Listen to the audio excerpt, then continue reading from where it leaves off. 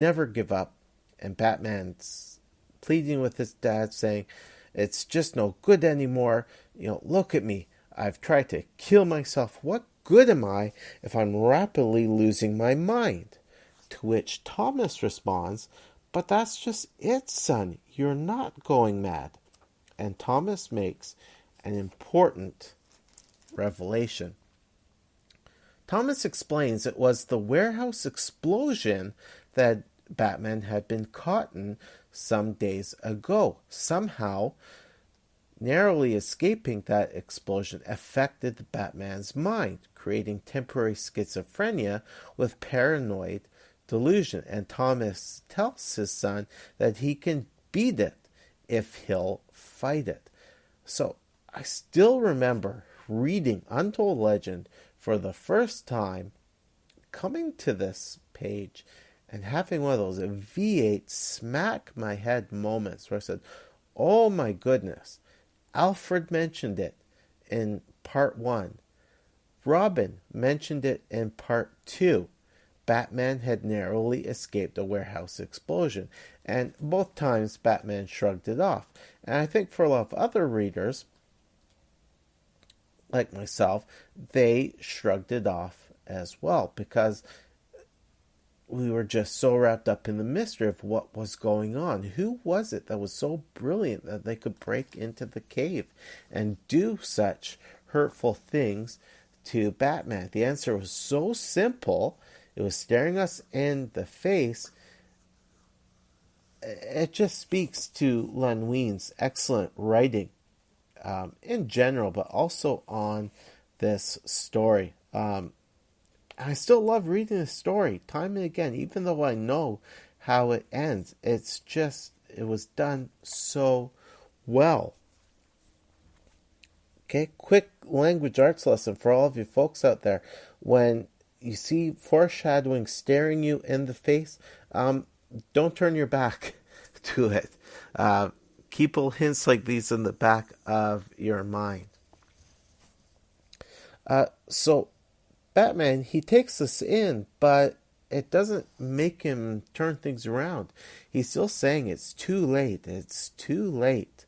And Thomas is continuing to encourage his son. He's saying, "It's never too late, son. Not for a man who has courage."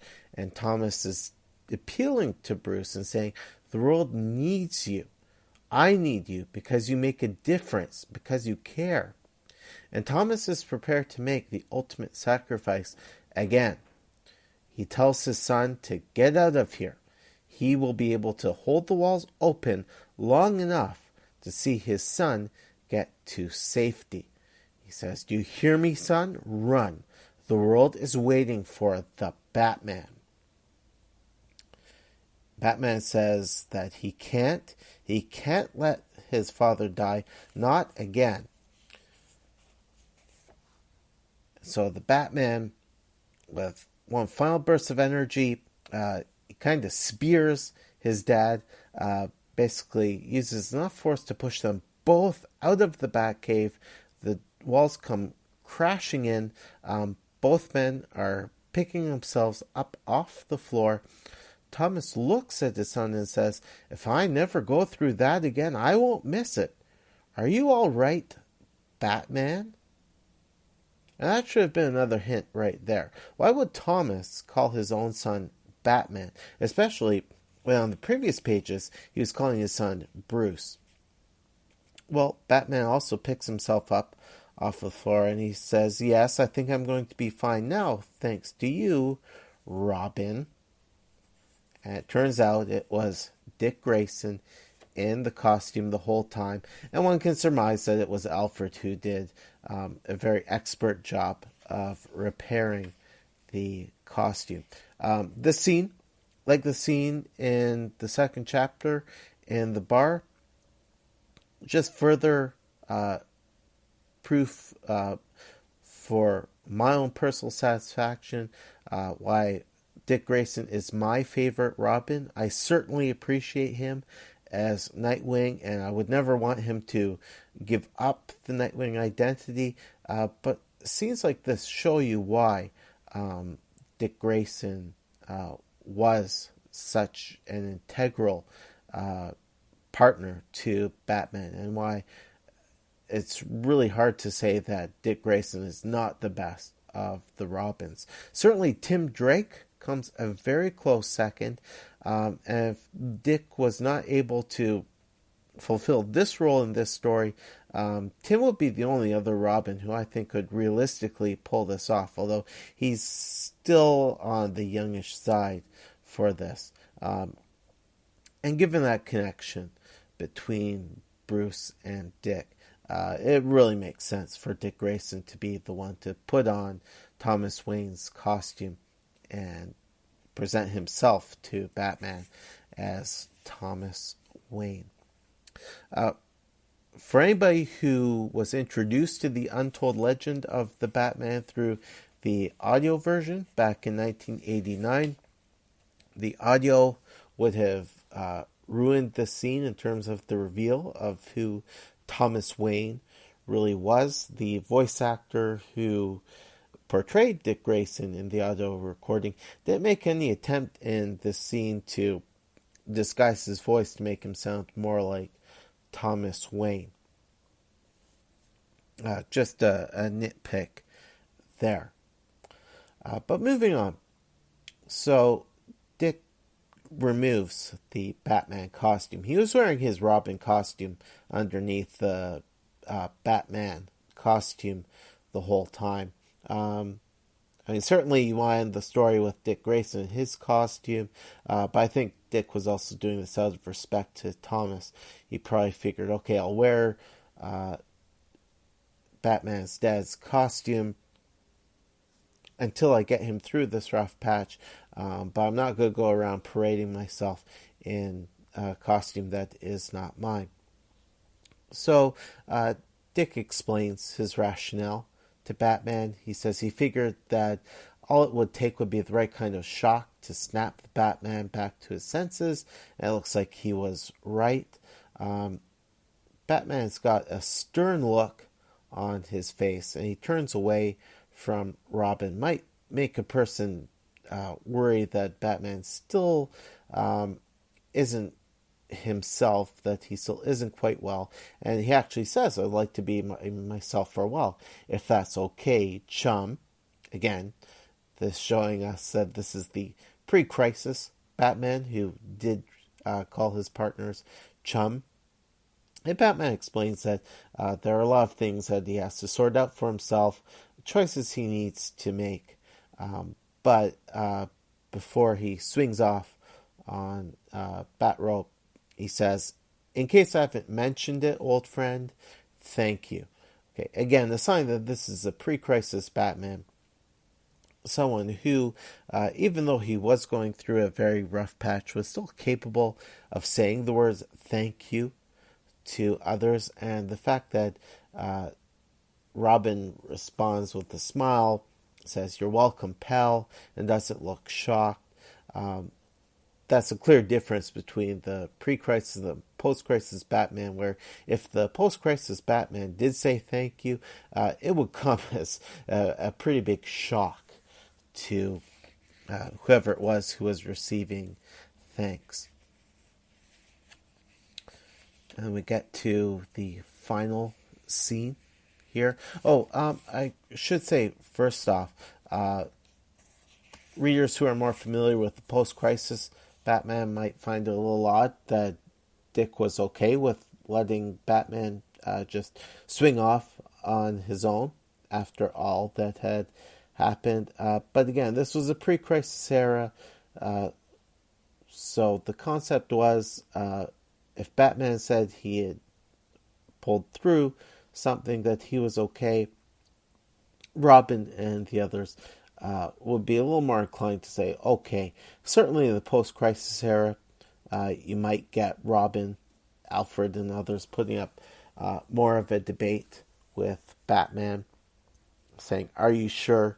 Really, maybe we should tag along behind you, leading to more arguing with Batman. As well, just for sake of the story here, we're at the conclusion. This wasn't a story that was meant to set up another story. So the idea here was that Batman was going to be okay. Robin felt confident with that. So it would be time to get into the final scene, which is drawn magnificently by the late great Jim Aparo.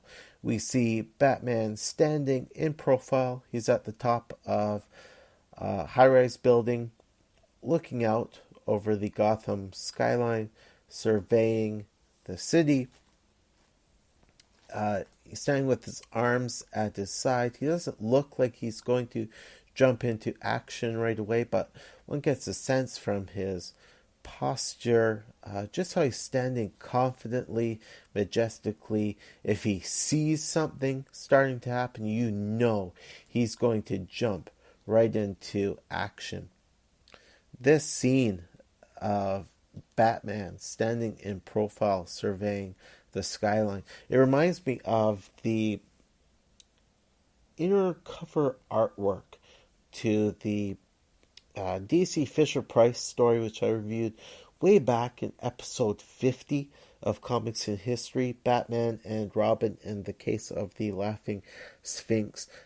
Jim Aparo was just brilliant at drawing scenes like this. We see a Batman who has faced his demons and overcome them. He is once again the Zen master, as Grant Morrison once referred to him. He is restored, revitalized, one could say reborn, ready to continue his mission. He is the hero that Gotham needs. He is the hero that Gotham deserves. And I'm just struck by the beauty of Aparo's Batman here. And, it really makes me wonder why DC didn't just go to Mr. Aparo before issue number 1 and say, okay, Jim, we're putting together this 3-part story that collects the entire pre-crisis history of Batman. Would you like to be the artist? I'm glad that John Byrne had an opportunity to draw the pre-crisis Batman, and he clearly did a very good job, as evidenced by issue number 1. I'm sure that DC wanted to be able to say, hey, we got a big name artist from Marvel to come over and work for us. Certainly, the name John Byrne will be a big selling point for a 3-part miniseries, which in 1980 was a fairly considerable risk. Batman wasn't the flagship character of DC Comics at the time. But just given that Mr. Byrne wasn't given, in my estimation, a fair shake in terms of being able to pencil this entire miniseries, and given that Mr. Aparo eventually came on to illustrate the second 2 chapters, I'm just wondering, would it have made more sense to ask Mr. Aparo to be the principal artist from the very start? My only guess is, aside from wanting to have John Byrne's name on the first issue, perhaps it was that Mr. Aparo was so busy with his work on the other Bat books and other DC work that DC was just concerned that it would be too much to put on his plate. In any event, this is just a wonderful, wonderful story. I had such a fun time going back and doing all the research and writing all these tiny scribbled notes about all the first appearances of all the different characters who appeared in Untold Legend of the Batman. I learned so much more about Batman's history, and it gave me a much greater sense of appreciation for how Batman has changed from the pre-crisis to the post-crisis era. As I stated at the start of episode 100, my main goal in doing this analysis of Untold Legend was to point out that the statement that Batman has